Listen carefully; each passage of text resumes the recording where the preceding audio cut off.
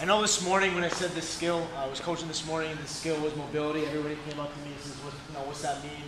What do you mean by mobility? Isn't that just stretching? That's a big misunderstanding. Stretching and mobility are two different animals. When you're stretching, it's mainly focusing on just elongating and lengthening those muscles, those short and tight muscles. For example, when you do a you want to stretch your hamstrings, basic toe, touch your toe stretch, you feel that hamstring pull. That's obviously stretching. Is it going to help with flexibility? Absolutely. But you're stretching and you're holding it there. So that's just trying to lengthen that muscle. Whereas mobility, that focuses, on the other hand, that focuses on a total body approach, a full body movement-based approach on focusing on those elements that limit our movement and our performance. So what I mean by that is not only are we going to lengthen our short and tight muscles when we're doing mobility stuff, but we're talking about getting into that joint restrictions, the joint capsule restriction, the soft tissue restriction, the motor control, the range of movements. That's where everybody's having trouble in the gym, is a full range of movement. There's not one person in this gym, all the coaches included, that have a perfect squat, as much as some people seem to think that they do.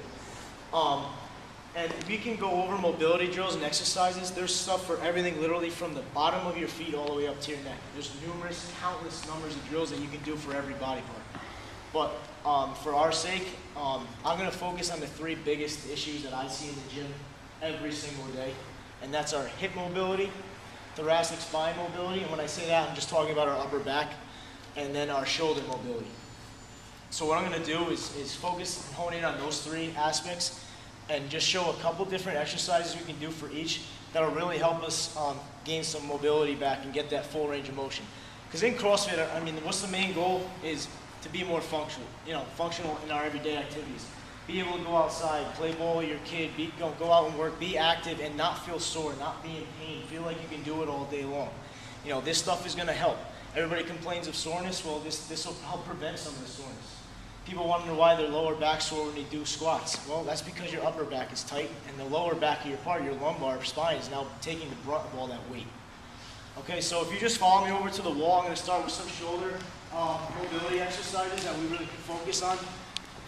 And the first and foremost is shoulder therapy. Now, you're going to say, oh, well, that's on the wall every time we come in and warm up. I do that every day. Sure, and here's what happens when people come in every day. And I've fallen suspect to it as well. So your best friend, fellow CrossFitter for life, are over here talking to each other on the wall. How are you today? Oh, good. Good. How was yours? Good. All right. Well, what's next? Hamstring stretch? Okay. We didn't do anything. But that's what everybody does when they come in the gym. Because they fall, we're creatures of habit, and that's a bad habit. This shoulder therapy should not really be fun. This kind of sucks when you do it the right way. In a perfect world, we're having our heels, butt, and back in contact with the wall at all times. Now, we have our hands here. Look, this is going to put me on display.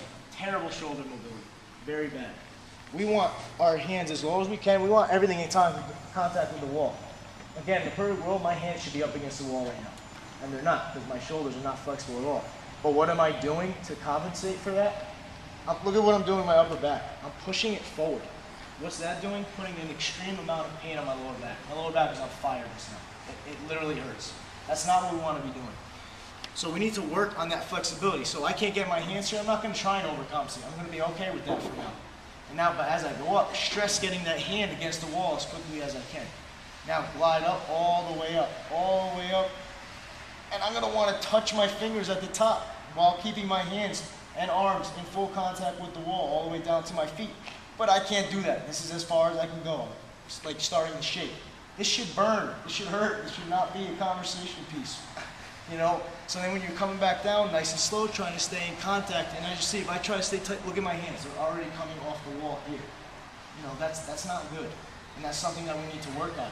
People were having trouble with overhead squats yesterday. It wasn't necessarily because you couldn't squat down that far. It's because your shoulders are coming forward because of your flexibility problems. You're trying to come down to squat, keep a nice straight back, and the shoulder's not going to allow you to do that because you don't have the shoulder mobility. Another one that we see every single day. It's part of the three that never come off the board. The shoulder pass-throughs.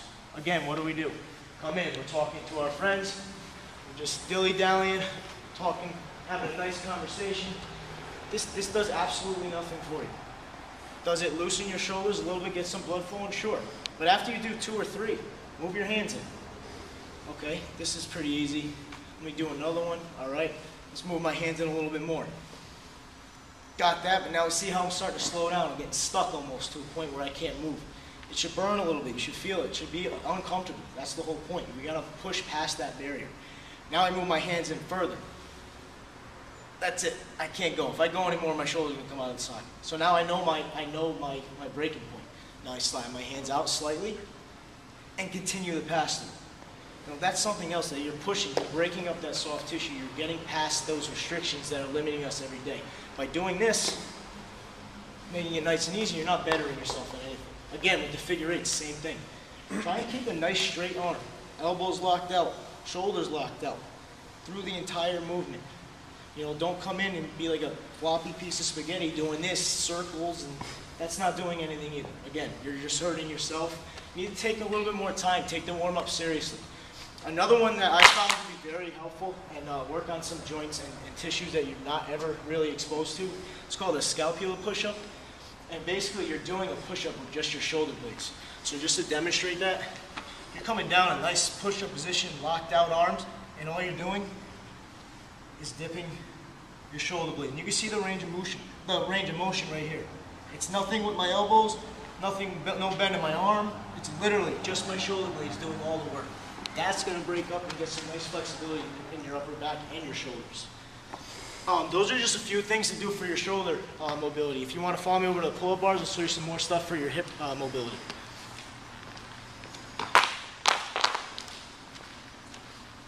I know we've all done leg swings, but again, you know, we take things for granted and we don't take everything seriously. We kind of think, well, if I get my leg and body moving, I'm getting blood flowing, I'm warming up. This, again, isn't doing anything for you. You want to get a nice sturdy grip on this pole. When you're doing forward leg swings, it should be aggressive. You should feel it, stretching your hamstring. You should feel your hip flexor. Again, stop here. Do about 8 to 10 forward, 8 to 10 backwards. That one's really going to feel it in your hip flexor here. That's the backwards kick. You turn around, face the pole. Now we're doing leg swings out to the side. Take your leg out to the side as high as you can. It doesn't have to be fast. Just go as high as you can. Try and get that leg parallel with the ground. And again, you feel it in your groin, your hip flexor. Now you take that foot and you're going inside with the kick. You'll really see how I'm a little bit limited on this movement. My leg is nowhere near parallel with the ground where it should be. I'm coming here. That's it. That's my range of motion. That needs to be fixed. Okay, so now we have 4 different directions we can do leg swings in that are going to really help open up these hips. Another one is called the standing squat. This is a 4-step process. You're standing up, nice and relaxed. You can even widen your feet out a little bit. At the waist, we're going to bend. Touch your toes. That's step 1. Step 2, you're going to come down into that squat. Try and keep your chest up, nice and straight, back straight. Now this is another little stretch. Sit here for a second. Now here, I'm going to put myself on display again with very bad shoulder mobility. Raise your hands up as high as you can. Try and get straight overhead. I'm nowhere close. Now you're probably thinking, how's this kid do an overhead squat if he can't get his hands over his shoulder? Well, it's a little bit different when your arms are wide out. You know, it's a lot different grip. Your shoulders have a little bit more mobility out here than they do straight overhead. Ideally, you want these arms over your head straight. Now you stand up. That's your part 4, is to stand up. You do that 4 or 5 times. Not only are you getting a great stretch out of it, you're activating those joints that we're not always activating when we're just doing an air squat or a regular stretch. So those are about 3 or 4 different exercises you do for hip mobility. And to finish it off, I'm going to just go work on the thoracic spine. This one I find to be probably some of the most helpful stuff you can do in here, because this helps not only with your squat and keeping your chest up, but also getting the bar in that rack position. A lot of us, you'll find rounded backs, having trouble getting the elbows up, and a lot of that has to do with heavy upper body, tight shoulders, tight upper back. So we're going to take the foam roller, and considering we're only worried about the thoracic spine, the upper back, we're only going to put the foam roller at about the bottom of our rib cage. We're going to take our lumbar out of the equation. So you're going to keep your butt on the ground flat, feet flat on the ground.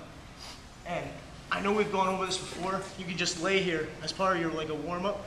Just kind of lay here and there's 3 different segments. You hit the lower rib cage, Bring it up to about the middle. It's not a big movement. The foam roller shouldn't be moving around a lot.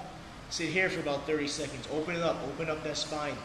Let the blood flow through everything. Now you bring it up to about under the shoulder blades. And again, just let it sit there for about 30 seconds. Once you run through that, bring it back down to that first segment under your rib cage. And these are called thoracic spine extensions. We're going to sit on that roller. Let the natural spine curvature happen. Put your hands up, nice and straight together, and this is all it is. This is the drill. Feel that spine straighten out. Don't turn it into an ab exercise. That's not what it's for. It's for your spine. So you're going to want to just straight extend that spine so it's nice and straight, and then come back down and relax. And again, you do that for all 3 segments of your upper back and get that loosened up. Now the next one also you can also do is a thoracic spine rotation. Same exact setup. You're here, nice straight arms overhead, hands together, and it's just a slight movement. That's it. To the left, both sides, to the right. And you just want to loosen up that tissue that's not getting loosened in the stretches. You know, now we're making these joints and these soft tissues move, and they're not just so static. When we're stretching, you stretch and hold, everything's static. The whole thing about mobility is to move. It's a body movement. It's a body movement approach. And the next one that really helps, and again, you're going to see how bad I am with the shoulders, is you're going to put this foam roller between your knees. Lay here on your side. Try and get your knees up about around 90 degrees.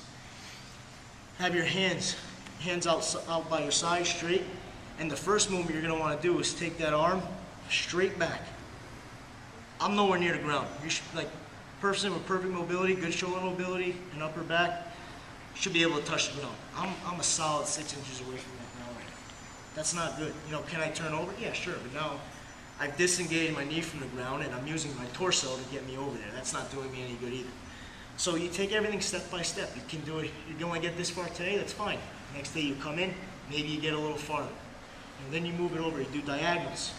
Get a little bit of an angle to it, give it another shoulder angle, open up a different part, use different muscles and joints and soft tissue in those shoulders. And the last one you can do is you're going to take this top hand. Again, you want to see this, the fingers and the hand drag across the ground the whole time. And you'll notice as I'm doing this, it's right when I get about overhead that my hand starts to come up. That's because my shoulder lacks the flexibility and the mobility to do it. And that has a lot to do with the fact that I couldn't get my arms up over here on those stand-up squats. I couldn't get them up to my head. Same thing's happening here because now I'm overhead, I'm just laying down. And as it comes up, it's coming up even farther here, farther, farther. It'll eventually come down when I'm on my side and I can touch the ground. And then you come back around in a big circle. Again, you can see my hand doesn't touch over here, but it will be able to touch again once it gets in front of me. I mean, these are just things that you know, we kind of take for granted when we come in the morning. And, you know, we see our friends, we get distracted. But people wonder why, you know, we have little tweaks and injuries and soreness, and it's because we don't take the mobility part of our workout seriously. And we've all fallen suspect to it, myself included. But, you know, it's going to help with our full range of motion, and like I said, that's what we need to do to start getting better, because if we don't fix it, our technique is then off, which in return makes all these lifts, you know, unsafe if you're not getting the proper form. So the mobility part, flexibility part is a huge, huge part of CrossFit that is obviously used every single day. All right, so if you have any questions while you're going over anything before the workout or after the workout, please feel free to come up and ask me. I'll run through some stuff again.